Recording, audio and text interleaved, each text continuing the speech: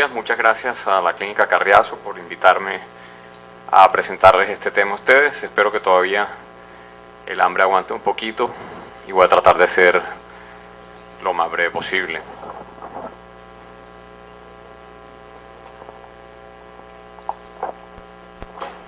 Bueno, vamos a hablarles sobre un tema muy importante y muy frecuente.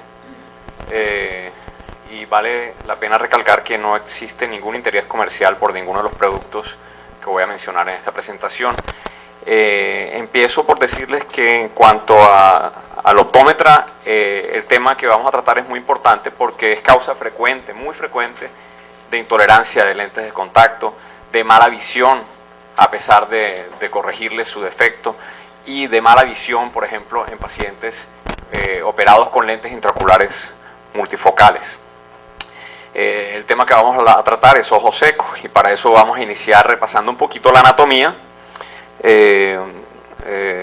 Todas estas estructuras que están aquí señalizadas son muy importantes para el correcto funcionamiento del sistema lagrimal y son pues los párpados, la glándula lagrimal que está acá atrás, las células caliciformes que están en la conjuntiva, las glándulas de meibomio que están en el borde de los párpados, ¿sí? Los puntos lagrimales que son los que recogen la lágrima y la conducen al saco lagrimal y de ahí va a la garganta.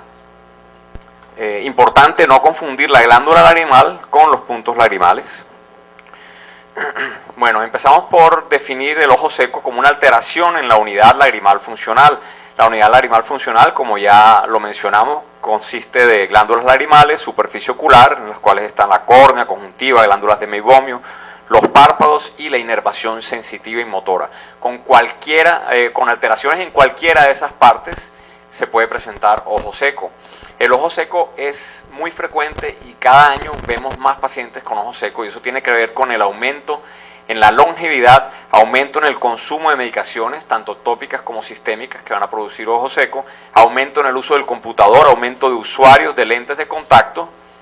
Esto es muy importante, pacientes operados de LASIK, también aumenta la incidencia de ojo seco y además entendemos mejor y diagnosticamos mejor el ojo seco. Por eso cada año tenemos más pacientes con ojo seco. También la polución ambiental y alimentaria tiene que ver con el aumento en su incidencia. Por ejemplo, en pacientes diabéticos, como mencionó el doctor antes, la afección oftalmológica más frecuente en pacientes diabéticos no es la catarata, no es la retinopatía diabética, sino que es el ojo seco y se ve en 53% de todos los pacientes con diabetes.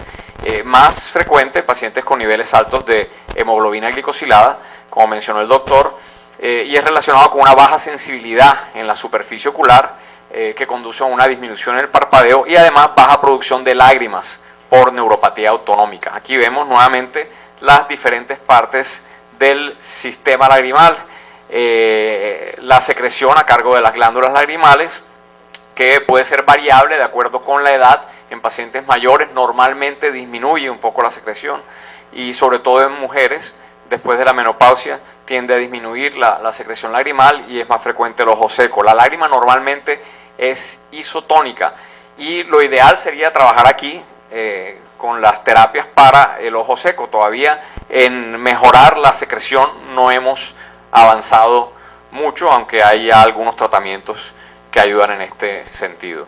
La evaporación es la causa más frecuente de ojo seco, es decir, el ojo seco evaporativo es el más frecuente y causa adelgazamiento de la película lagrimal. Su tasa, es decir, la tasa de evaporación puede estar aumentada por deficiencia de lípidos y además por el uso de lentes de contacto.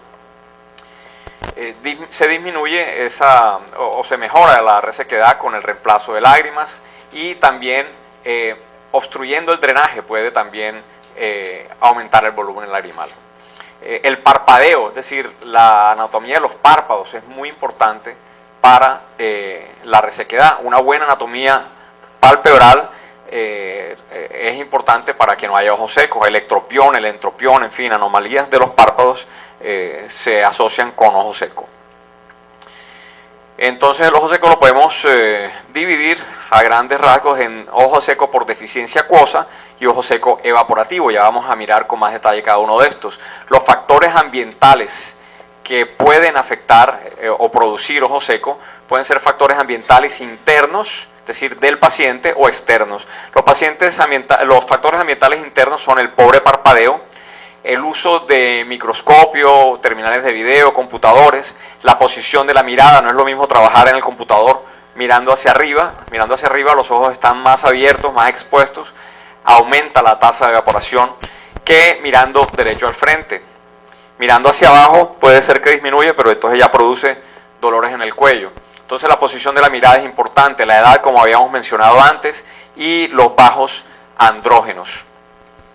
En el ambiente interno también actúan drogas sistémicas que se relacionan mucho con ojo seco, como son beta bloqueadores, que se usan mucho en pacientes hipertensos, antihistamínicos en pacientes alérgicos, antiespasmódicos, diuréticos también en pacientes alérgicos, psicotrópicos, sobre todo antidepresivos, antiandrogénicos y retinoides, que usan mucho los jóvenes para el acné, o hay pacientes que no tienen acné pero que les recomiendan por alguna razón los retinoides, y se ve mucho pacientes jóvenes con ojos secos sin otros factores predisponentes identificables y aparentemente muy sanos, 20 años, 18 años, casi siempre están tomando retinoides.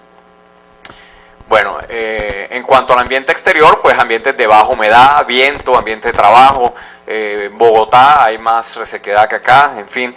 El viaje, pacientes que son viajeros frecuentes en avión. El avión es un ambiente muy seco y en pacientes viajeros frecuentes y que además durante el vuelo están generalmente leyendo o trabajando en el computador y todo eso, sufren mucho de ojo seco. Esta es otra lámina un poquito compleja para clasificar el ojo seco, me disculpan que no está en español. Ojo seco se divide entonces, como habíamos mencionado antes, en acuoso o evaporativo. El acuoso incluye el conocido síndrome de Sjögren, que puede ser primario o secundario. Primario es cuando solo hay resequedad, secundario es cuando se relaciona además a una enfermedad autoinmune que lo predispone, como artritis, lupus, etc. Creo que ya se lo mencionó también el doctor. También hay ojo seco que no es Sjögren, relacionado con deficiencia lagrimal o con obstrucción en el drenaje de la glándula lagrimal, o bloqueo del reflejo, o el ojo seco relacionado con el uso de medicamentos que lo predisponen. El evaporativo puede ser intrínseco o extrínseco. El intrínseco por deficiencia de las glándulas de meibomio. Recordemos que las glándulas de meibomio están en el borde del párpado y producen el componente lipídico, el componente oleoso de la película lagrimal. Desórdenes en la anatomía de los párpados, baja tasa de parpadeo y drogas como el Accutane o el retinoide, los retinoides. En cuanto a los extrínsecos, están la deficiencia de vitamina A, el uso, esto es muy importante, esto muchas veces no lo tenemos en cuenta, pero el uso de gotas con preservantes a largo plazo, lágrimas, por ejemplo, lágrimas lubricantes, pero con preservantes que resultan tóxicos para la superficie ocular, cuando se usan a largo plazo, pueden producir más ojo seco, empeorar el ojo seco. Uso de lentes de contacto, como ya habíamos mencionado, y enfermedades de la superficie ocular como la alergia. Esto es lo mismo, pero en español, solo que no se ve menos. Esto es para mostrar que en el ojo normal la lágrima tiene diferentes componentes, tiene electrolitos como sodio, potasio, cloro, calcio, tiene proteínas como lisocima, lactoferrina, lipocalina, albúmina, que son parte de su mecanismo de defensa. Tiene citoquinas, en fin.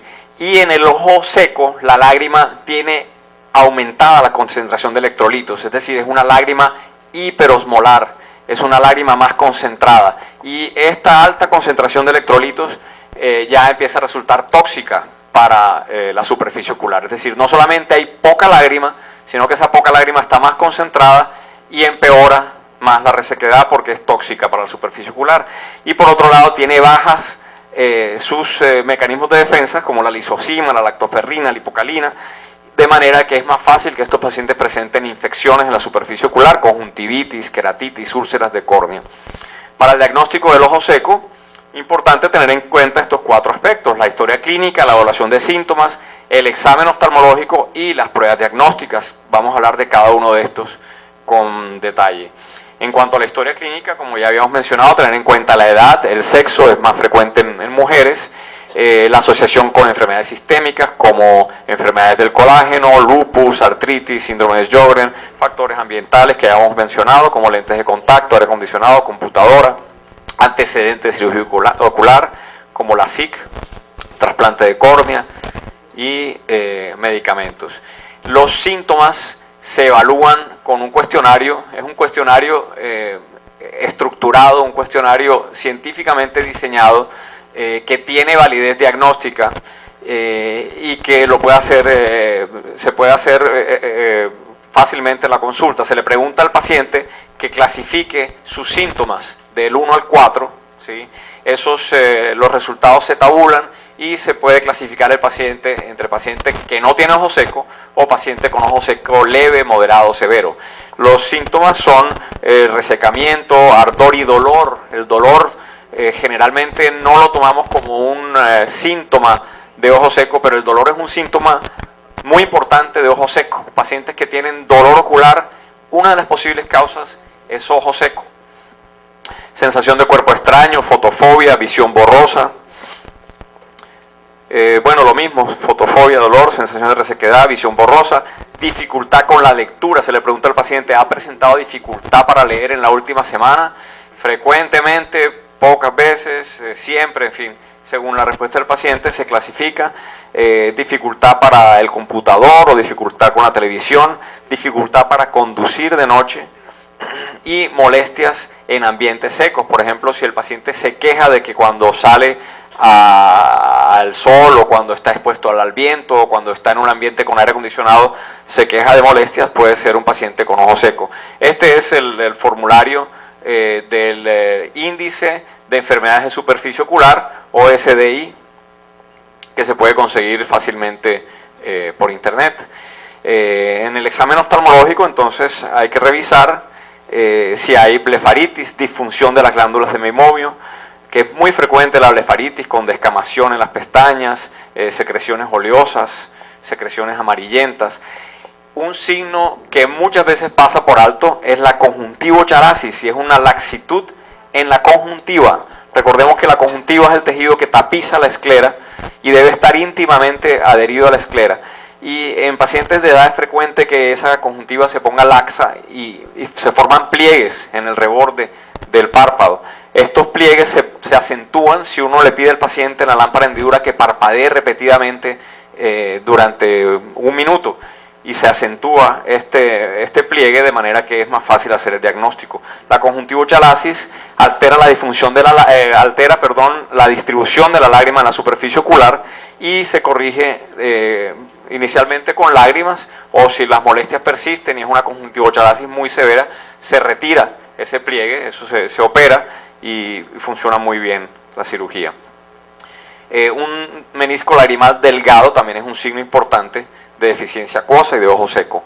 En cuanto a las pruebas diagnósticas, una de las que más usamos es el tiempo de ruptura de la película lagrimal. Al aplicar fluoresceína en el fondo de saco, la fluoresceína se distribuye sobre la córnea y forma una película lagrimal normalmente homogénea. Esa película lagrimal, después de unos segundos, es normal que se rompe, ¿sí? Y si se rompe antes de 10 segundos, puede haber ojo seco. Si se rompe después de 10 segundos, generalmente no es ojo seco. La prueba de Schirmer, de la cual vamos a hablar con más detalle más adelante, el uso de otros colorantes vitales como la rosa de Bengala, que no solamente tiñe las zonas desepitelizadas, sino que tiñe células muertas que todavía no se han desprendido, que todavía no se han caído. Y el test de lisamina verde. Esta es la forma como se aplica la fluoresceína, generalmente en tirillas impregnadas con el colorante, bajo anestesia con gotas. A veces viene ya preparado en colirio. Y así es como se ve un ojo seco severo. Este es un ojo seco severo con mucha tinción. Cada uno de estos punticos que se ven verdes son zonas en las que el epitelio corneal está alterado, ¿sí? Está desprendido, y ahí es donde tiñe la fluoresceína. Esto pues lo mismo. Se ha visto